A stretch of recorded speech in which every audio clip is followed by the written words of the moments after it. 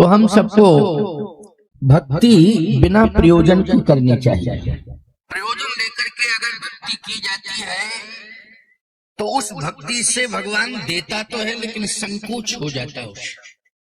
जैसे आप किसी से मांगेंगे तो देने वाला देगा लेकिन थोड़ा संकोच होगा उसे, और बिना मांगे ही वो दे तो उदारता पूर्वक देगा और ज्यादा से ज्यादा दे। क्योंकि मांगा नहीं ना, संकोच में नहीं डाला, इसलिए वो चाहेगा कि भैया हमसे जितना बल पड़ेगा उतना हम देंगे और ज्यादा ही देंगे। लेकिन मांग दिया और उसके पास उतना नहीं हुआ तो संकोच आएगा उसे कि क्या करें, मांग दिया अब देना पड़ेगा, चलो देंगे किसी तरह देंगे, मांग दिया। भगवान के पास तो सब कुछ है, लेकिन फिर भी हमें भगवान से भी मांगना नहीं चाहिए। और यदि मांगना है तो केवल भक्ति मांगनी चाहिए, संपत्ति नहीं मांगनी चाहिए। क्या मांगनी चाहिए? भक्ति। जिसके पास भक्ति है ये समझ लेना उसके पास भगवान ने अपने आप ही संपत्ति दे दी, उसको अपने आप दे दी। इसलिए तुम लोग कहते हो कि महाराज जी बड़े बड़े मठों में बहुत संपत्ति है, ये मांगी नहीं गई है और ये किसी व्यक्ति की नहीं है, भगवान की है। इसलिए भगवान अपना भंडार खुद भर रहे हैं, इसमें सोचने की आवश्यकता नहीं है। बस इतना ध्यान देना है कि हम भगवान की संपत्ति का सदुपयोग करें, दुरुपयोग ना करें, इतना ध्यान रखना है। ऐसे ही आपकी जो निजी संपत्ति घर की है, पुरखों ने जो दी है, उसे भी आप भगवान की समझें और उसका सदुपयोग करें, दुरुपयोग ना करें। इसलिए श्रीमद् भगवत गीता में बिना प्रयोजन की भक्ति का बड़ा महत्व है। बिना किसी प्रयोजन की भक्ति भगवान कृष्ण कहते हैं जो करता है मैं उसका योगक्षेम भाव करता हूं, संपूर्ण योगक्षेम। अनन्यास चिंतयन्तो माम ये जन्ह पर्युपास्ते तेषां नित्याभियुक्तानां योगक्षेमं वहाम्यहम्। बिना किसी प्रयोजन के यदि आपने भक्ति की और भगवान के पास पहुंच करके प्रार्थना की बिना किसी प्रयोजन की, तो भगवान कहते हैं बस मैंने तुम्हें स्वीकार कर लिया, अब तुम्हें कुछ नहीं करना है, मैं ही तुम्हारा सब कुछ करूंगा। बोलो कितनी बढ़िया बात है। तो हम क्यों भगवान को संकोच में डालें और क्यों भगवान से मांगे? हमें भगवान के पास जाना है और केवल भगवान से भगवान की भक्ति मांगना है और कुछ नहीं मांगना है। इसलिए अर्थ न धर्म न काम रुचि गति न चहु निरवान जन्म जन्म रति राम पद यही वरदान नया। रति राम का अर्थ है भक्ति। रति राम का अर्थ क्या है? भक्ति। भरत जी ने भक्ति मांगी, जन्म जन्म रति राम पद, तो रति राम पद का अर्थ ही भक्ति है। भक्ति मांगी उन्होंने। एक बड़ा सुंदर भाव है आपके परिवार से जुड़ा हुआ कि जहां पर सुमति है निश्चित रूप से वो भक्ति प्राप्त करने का अधिकारी हो गया। अगर सुमति नहीं है तो याद रखना कि आपको भक्ति नहीं मिलेगी, चाहे जितना यत्न प्रयत्न कर लेंगे। तो पहली बात तो ये कि आप सब सुमति बना करके चलो परिवार में, लेकिन आज हम देख रहे हैं कि कुमति बढ़ रही है। अच्छा, हनुमान चालीसा में कितना बढ़िया संकेत है, कुमति निवार सुमति के संग। इसका मतलब ये कि हनुमान जी अगर साथ देते हैं तो जहां सुमति होती है वहीं साथ देते हैं। तो जब हनुमान जी साथ देते हैं तो याद रखना, मुझे लगता है कि जितने देवता हैं जहां पर सुमति होगी वहीं पर वो साथ देते हैं, उसी का साथ देते हैं।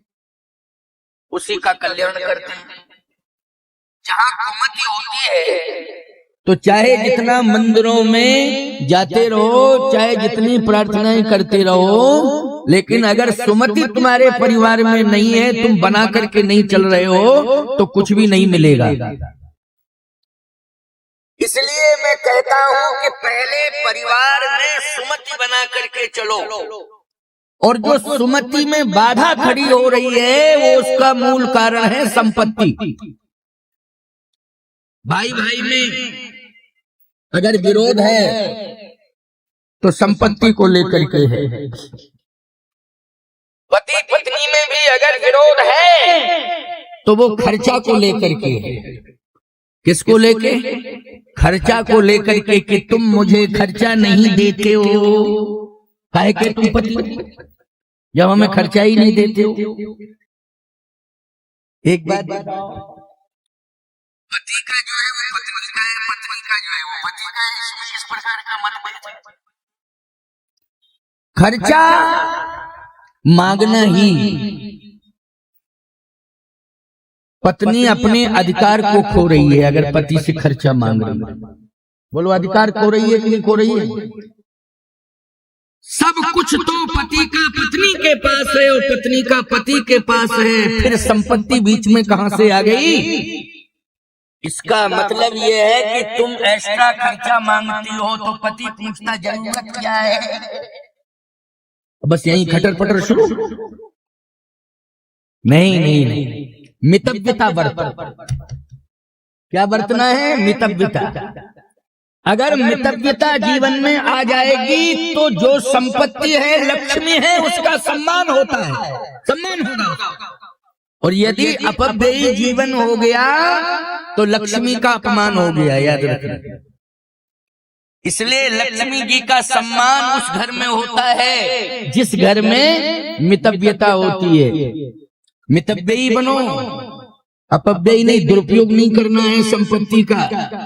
दुरुपयोग तो किसी भी वस्तु का नहीं करना चाहिए, समय का भी दुरुपयोग नहीं करना चाहिए, समय का भी सदुपयोग करना चाहिए। शक्ति का भी दुरुपयोग नहीं करना चाहिए, शक्ति का भी सदुपयोग करना चाहिए। समय का भी दुरुपयोग नहीं करना चाहिए, समय का सदुपयोग करना चाहिए। और संपत्ति का भी दुरुपयोग नहीं करना चाहिए, संपत्ति का भी सदुपयोग करना चाहिए। समय, शक्ति, संपत्ति, इन तीनों का सदुपयोग करना चाहिए। जो समय, शक्ति, संपत्ति, इन तीनों का सदुपयोग करता है, याद रखना, उसके घर में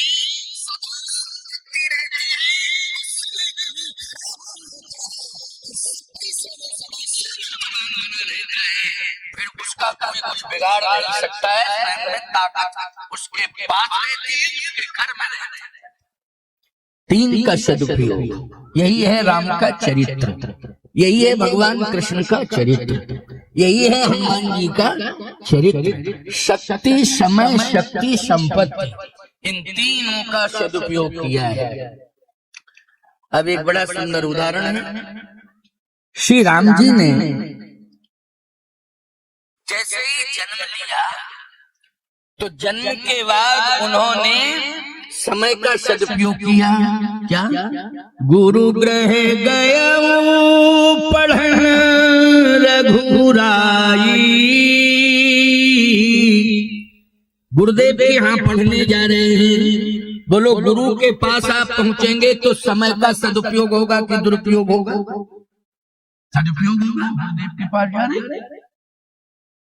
भगवान राम ने गुरुदेव के पास जाकर के अपने भाइयों को साथ ले जाकर के, भरत, लक्ष्मण, शत्रुघ्न, इन तीनों भाइयों को साथ ले गए हैं। कहा चलो गुरुजी के यहाँ चले पढ़ने। जबकि भगवान को क्या पढ़ना है? जो गुरुदेव पढ़ा रहे हैं वो तो उनकी श्वासों से निकला हुआ है, वेद भगवान की श्वासों से निकले हैं। जो पढ़ाएंगे गुरुजी वो तो श्वासों से निकला है। लेकिन नहीं, शिक्षा दे रहे हैं कि समय का सदुपयोग करना है, व्यर्थ में समय नहीं गमाना है। जैसे ही होश आ जावे तो गुरुजी की शरण में पहुंच जाना है, उनसे ज्ञान प्राप्त करना है। एक प्रमाण ये है दूसरा प्रमाण क्या है कि भगवान श्री राम ने यज्ञ को समय दिया, शिक्षा में गुरु को समय दिया वशिष्ठ जी को, और विश्वामित्र जी को यज्ञ के लिए समय दिया। तो यज्ञ में समय देना, बोलो समय का सदुपयोग है कि नहीं?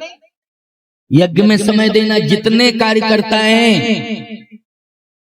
उनको मैं बहुत बहुत आशीर्वाद दे रहा हूं, क्योंकि यहाँ सभी सेवा में लगे हुए हैं। यहाँ धन की प्राथमिकता नहीं, सेवा की प्राथमिकता है। मैंने बड़े बड़े यज्ञ देखे हैं और यज्ञों में जाता हूं, आज भी देख रहा हूं, बहुत कई कार्यकर्ता ऐसे हैं जो सेवा देते ही नहीं तो पैसा लेकर के सभी काम कर रहे हैं, सब पैसा लेकर के काम कर रहे हैं। लेकिन यहाँ यज्ञ परिसर की सफाई से लेकर के और भोजन भंडारे के निर्माण से लेकर के और भी जितनी भी सेवाएं हैं, उन सभी सेवाओं को सभी केवल सेवा मांग करके सेवा कर रहे हैं। इसमें अर्थ का कोई लेना देना नहीं है। बहुत बड़ी बात है ये। निरंतर भंडारा चल रहा है, सब्जी अमनिया हो रही है, चावल सिद्ध हो रहा है, भात दाल सब्जियां, और कितनी सफाई से और बैठ करके कितने सुंदर ढंग से परोसा जाता है, कितने सुंदर ढंग से भक्त लोग शांति पूर्वक प्रसाद को ग्रहण करते हैं। यही तो देखने, यही है यज्ञ की प्रधानता की सेवा। यज्ञ मंडप में आचार्य जी और इनके सहयोगियों के द्वारा बहुत ही सुंदर देव पूजन हो रहा है। मंच पर भी अनुशासन है, बैठने में भी अनुशासन देखा जा रहा है।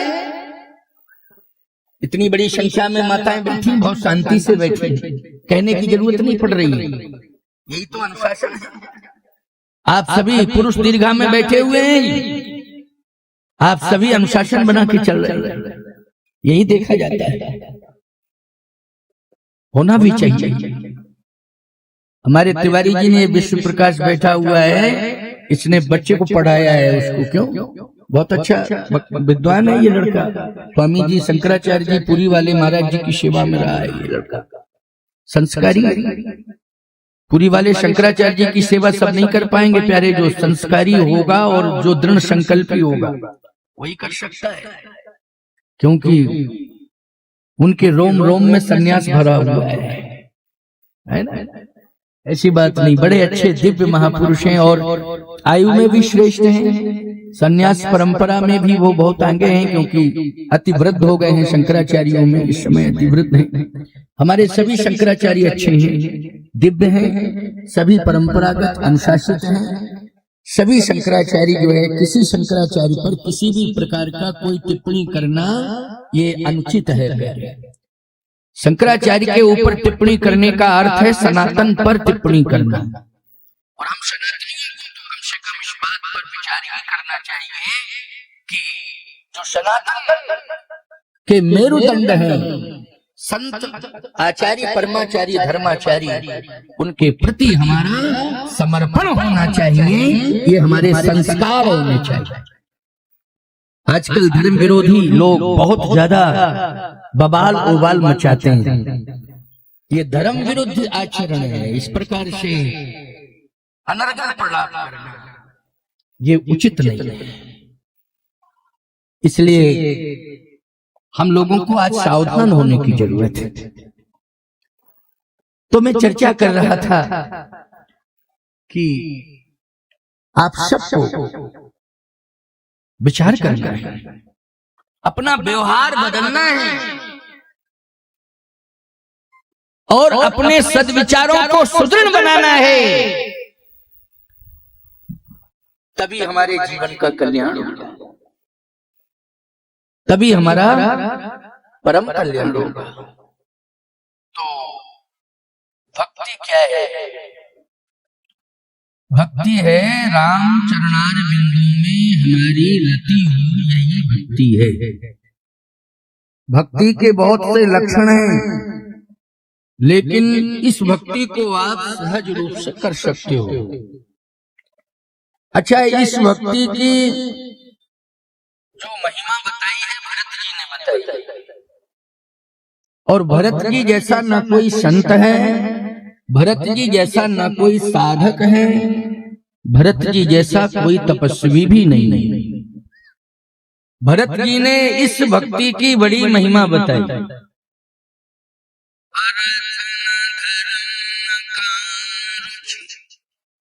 गति न चहु निरवान, जन्म जन्म रति राम पद, यह वरदान नयान। राम चरणारविंदों में यदि आपका प्रेम है तो आपको अर्थ भी मिल जाएगा, धर्म भी मिल जाएगा, काम भी मिल जाएगा, मोक्ष भी मिल जाएगा। इसका अर्थ और है एक ही साधे सब सधे, सब साधे सब जाए, यानी एक आपने पकड़ लिया तो सब आ जाएंगे। तो राम चरणारविंदों में आपको प्रेम करना है। जहां राम चरणारविंदों में प्रेम हो जाएगा, याद रखना उसका पलड़ा तो राम से भी भारी हो जाएगा। इसका भी प्रमाण दे रहा हूं। भरत जी ने जब गुरुदेव जी से ये पूछा, गुरुदेव मानी वशिष्ठ जी से पूछा, बड़ी अच्छी कथा है कि आपके रहते हुए इतनी बड़ी घटना कैसे घट गई। घटना क्या है?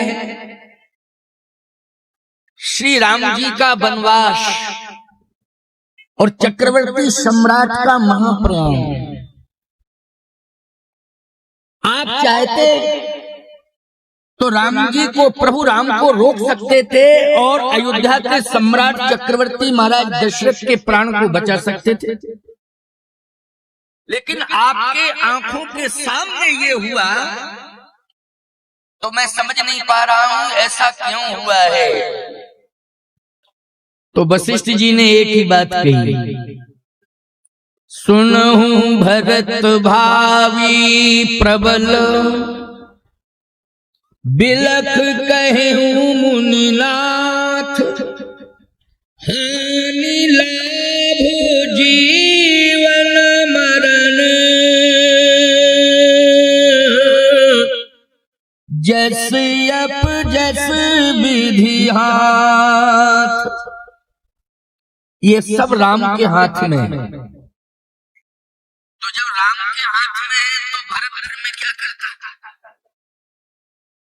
तो भरत जी ने कहा क्या प्रभु राम की इच्छा थी कि पिताजी के प्राण जावे और हम बन जावे और पिताजी के प्राण जावे? ये क्या प्रभु राम की ही इच्छा थी?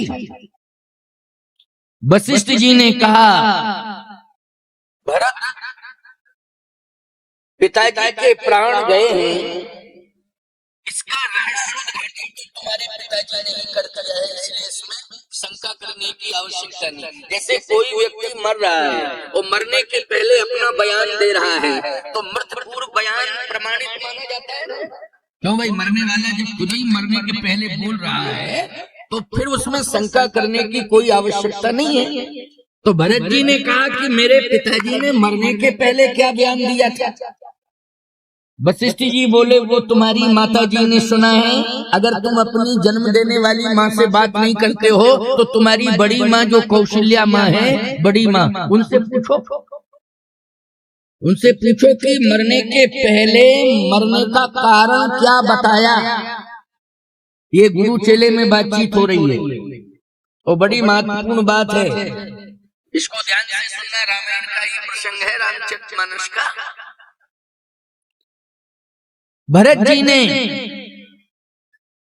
माता कौशल्या से पूछा कि पिताजी ने मृत्यु के पहले क्या कहा, क्या बयान दिया, ये आप बताएं।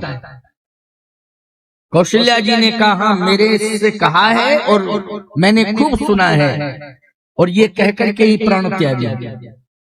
तो भरत जी ने कहा कि आप वो बताएं कि जो कहा है क्या कहा। कौशल्या जी बोल रही हैं कि भरत, तुम्हारे पिताजी ने जो बताया अभी तक मेरे संज्ञान में नहीं था, मुझे जानकारी नहीं थी, केवल उन्हीं को पता था और उस घटना के बारे में बताया। क्या है मां वो घटना? तुलसीदास जी ने कहा, तापस अंध श्राप सुधि आई,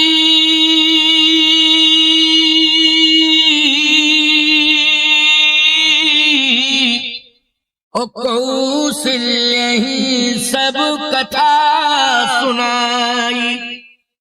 मरने के पहले उन्होंने श्रवण के वध की बात कही और श्रवण के माता पिता ने जो श्राप दिया है उसकी बात बताई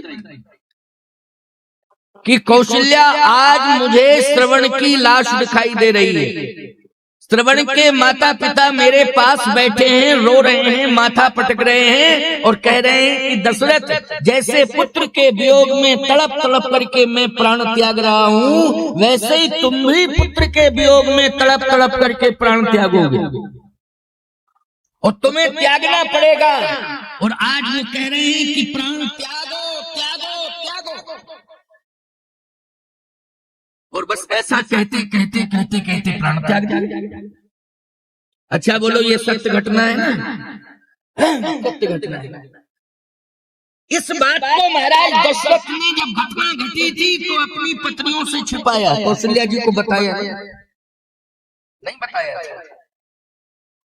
और जिस समय ये घटना घटी थी उस समय महाराज के साथ कोई था भी नहीं, अकेले ही थे उस समय। कैसे थे? अकेले थे, कोई नहीं था साथ में। अगर साथ में होता तो बोलो सुमंत जी होते और मंत्री होते तो वो बताते, कोई नहीं था। इसका मतलब ये है कि कहीं ना कहीं दशरथ जी यदि अकेले गए हैं सरयू के तट पर और अकेले जाकर के उन्होंने धोखे से ही श्रवण के बाण मार दिया, पशु समझ करके, मृग समझ करके, तो सीधी सी बात यह है कि दशरथ जी की मति ले गई है। दशरथ जी कौन ले गई है? मति। क्योंकि राजा कभी अकेला नहीं चलता है, उसके साथ सेना होती है, उसके साथ मंत्री होते हैं, सचिव होते हैं। लेकिन यदि दशरथ जी अकेले गए तो निश्चित रूप से उनकी मति ले गई।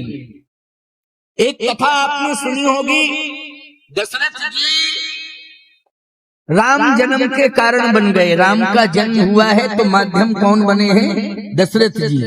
बोलो बने हैं कि नहीं? अच्छा एक बात आपको बतावें, रावण जो पैदा हुआ है वो माध्यम कौन बना? भाई राम पैदा हुए हैं, राम प्रकट हुए हैं तो माध्यम बन गए दशरथ जी। लेकिन रावण पैदा हुआ तो माध्यम कौन बना? प्रतापभान।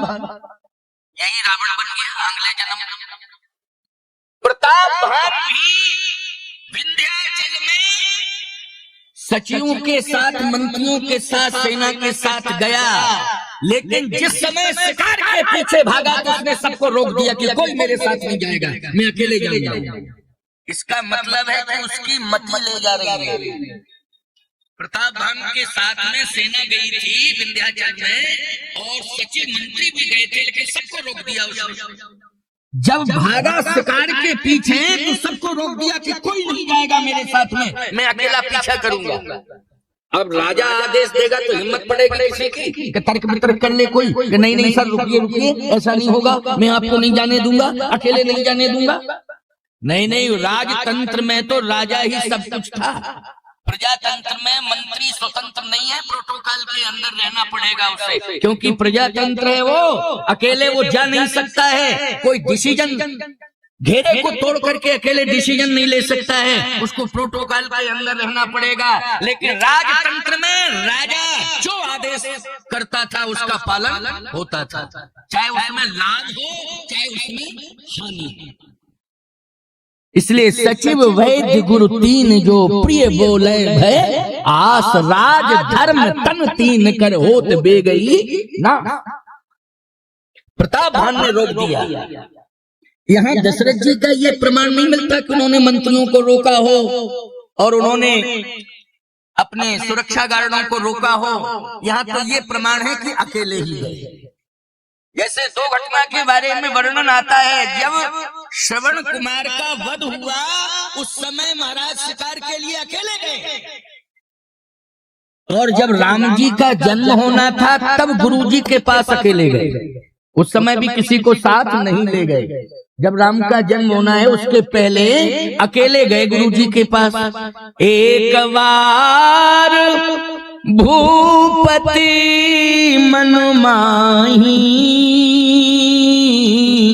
ओ भई गलानी मोरे सुतनाही। तो गुरु गृह गए तुरत मही पाला, और चरण लागी करी विनय विशाला।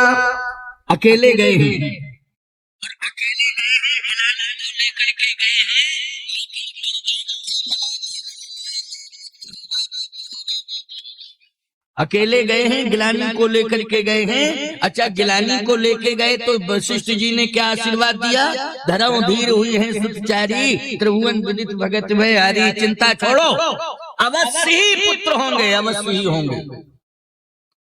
गिलानी लेकर के गए थे, लेकिन जब श्रवण का वध हुआ तो गिलानी लेकर के लौटे, और इसी वध में श्राप के साथ राम जी के जन्म का वरदान भी मिल गया। इसी श्राप के साथ में वरदान मिला। अब कैसे मिला वरदान सुनो। दशरथ जी का ज्योतिष कहता है कि संतान नहीं होगी। दशरथ का ज्योतिष क्या बता रहा है? भाग्य, कि संतान नहीं होगी, यानी पुरुषार्थ तुम्हारा काम नहीं आएगा, लेकिन तुम्हारा राज्य चलेगा, भगवान की कृपा से चलेगा। इसलिए भगवान का पुत्र बन के आएगा। राज्य तो चलेगा, तुम्हारा वंश नाश नहीं होगा, लेकिन भगवान की कृपा चलाएगा, पुरुषार्थ नहीं चलाएगा। इसलिए दशरथ एक ऐसे राजा हुए हैं कि जिनके पुरुषार्थ से कोई अयोध्या का राजा नहीं मिला है, कोई उत्तराधिकारी नहीं मिला है, कृपा से मिला है उत्तराधिकारी। बोलो किससे मिला है? कृपा से। और किसकी कृपा से मिला है? यज्ञ की कृपा से मिला है, गुरुदेव के आशीर्वाद से मिला है। नहीं तो पुरुषार्थ से उत्तराधिकारी मिलता है राज्य को, लेकिन नहीं, उनका भाग्य ज्योतिष ये सिद्ध कर रहा था कि तुम्हारे भाग्य में संतान है ही नहीं। इसलिए 3 विवाह करा लिया। अच्छा एक बात बताओ, 1 विवाह, 2 विवाह, 3 विवाह, लगातार विवाह कराता व्यक्ति तो क्यों कराता है? उस समय मेडिसिन में विकल्प तो नहीं था, आजकल जैसे कर देते हैं विकल्प। पता नहीं क्या क्या सिस्टम बना रखा है, मैं कह भी नहीं पाता हूँ और मुझे जानकारी भी नहीं रखना है, लेकिन सुनता रहता हूँ कि डॉक्टरों ने आजकल बड़े अच्छे विकल्प बना दिए हैं। ऐसा विकल्प सेट कर दिया है कि आज बंध्या कहने की जरूरत नहीं किसी को। क्यों भाई? जबकि लिखा है बांझ की जान प्रसव के पीड़ा। बोलो भाई, रामायण में लिखा है कि नहीं? अब तुलसीदास जी बैठे बैठे रो रहे हैं कि क्यों लिखी है चौपाई में। मुझे ये पता ही नहीं था कि डॉक्टर लोग ऐसा इंतजाम कर देंगे। बांझ की जान प्रसव के पीड़ा लिखा है कि नहीं लिखा है, लेकिन क्या बताएं, चमत्कार हो गया है। मेडिसिन, डॉक्टर और ये प्रयास, ये वैज्ञानिक, ये व्यवस्थाएं कहां कहां ले जा रही है, कितना प्रयास हो रहा है। लेकिन सत्य तो यह है कि हमारा भाग्य बिगड़ना नहीं चाहिए। हमें जबरदस्ती जो है वृक्ष में हरितमा नहीं लाना चाहिए। जड़ से ही संबंध है हरितमा का। बोलो, क्योंकि ऊपर से पानी छोड़ते रहो, जड़ कमजोर है तो तुम्हारा खानदान पूरा दुनिया से चला जाएगा, लेकिन पेड़ के पत्तों में हरितमा नहीं आएगी। बोलो आएगी क्या? क्यों? जब तक जड़ से उसे संबल नहीं मिलेगा, जड़ से उसे शीतलता नहीं मिलेगा, जड़ से ऊर्जा नहीं मिलेगी, जड़ से शीतलता नहीं मिलेगी, तब तक पत्तों में, डालियों में शक्ति आएगी नहीं, हरितमा रहे नहीं शक्ति, चाहे गांव भर के लोग पानी डालते रहें। क्योंकि पेड़ काटते पल्लव सिंचा, ओ मीन जियत नित बारी उलीचा। वो माली मूर्ख माना जाता है जो जड़ को काटने के बाद पत्तों को सींचता रहता है। जड़ काट डाली लेकिन पत्तों को सींच रहा है, वो मूर्ख माली है और प्रकृति के विरुद्ध है। बोलो, प्रकृति के विरुद्ध व्यवहार है कि नहीं? इसलिए हमें अपनी जड़ों को कमजोर नहीं करना चाहिए। जो हमारे पुरखों की जड़ें हैं, हमारे वंश की जड़ें हैं, उनको हमें कमजोर नहीं करना चाहिए। इसलिए आप सबको चाहिए कि हम अपनी संतान को अनाथ न बनाने पावे। माता पिता पहले सत्कर्म करें और अपनी संतान को भी सत्कर्म से जोड़े। निश्चित रूप से संतान होगी, इसमें संशय करने की आवश्यकता नहीं है।